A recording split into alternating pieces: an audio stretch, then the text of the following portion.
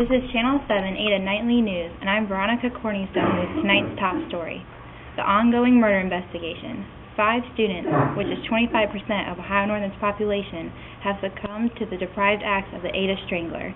Police have now released the names of our 3 top suspects. Edward Collins, Jordan Strader,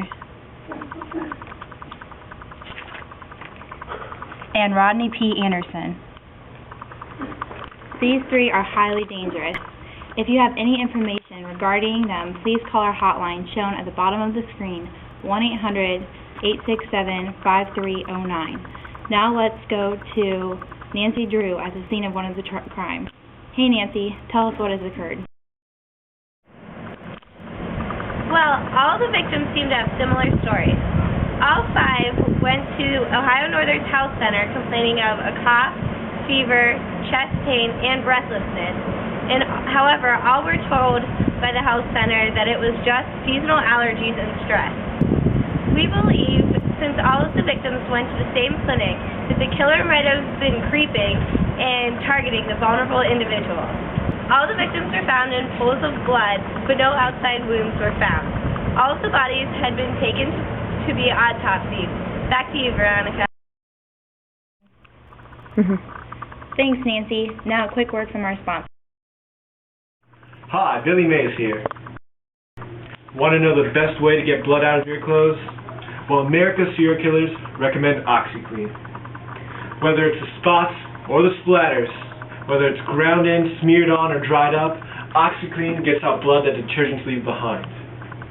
Cleaner, whiter, brighter. Now that's OxyClean.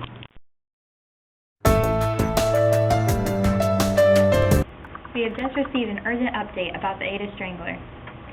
We just got the autopsy reports back, and it turns out that the killer is none other than a small outbreak of tuberculosis and not the Ada Strangler. Tuberculosis? I thought that was eradicated in the 1800s. Actually, it's still really prevalent and kills about 2 million people a year. The autopsy found that all the victims had shadows on their lungs, which are known as granulomas and are characteristic of tuberculosis. After this was found, an acid-fast staining test was done on the patient's sputum, and all were found to have acid-fast bacilli, which led to the diagnosis of tuberculosis. The diagnosis also explained the blood pools that were found at the scene of the crime, since a symptom of tuberculosis is the coughing up of bloody sputum. The bacteria that's responsible for these deaths may still be lingering in the air, so now we'll head to our consultant, Dr. Pepper, for tips on how to avoid further contamination. Thanks. The bacteria that causes tuberculosis, Mycobacterium tuberculosis, can be easily transmitted through inhalation when an infected person either sneezes or coughs respiratory droplets to the air. Due to its waxy outer coat, the bacteria stays in the air for many hours where a healthy person can inhale it. After inhalation, it travels to the lungs and attaches to the macrophages where it replicates. Even if you don't feel any symptoms, you should still get the tuberculin skin test done, just in case that you have the latent form of the disease. Trust me, I'm a doctor.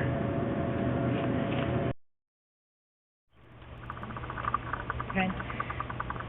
Thank you, Dr. Pepper. Now let's go to President Baker's assistant to find out what actions the university is taking to treat and prevent this disease.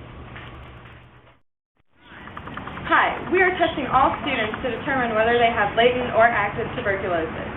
Those who test positive for latent tuberculosis are given a single antibiotic, but those who test positive for the active form are given multiple antibiotics to get rid of the infection.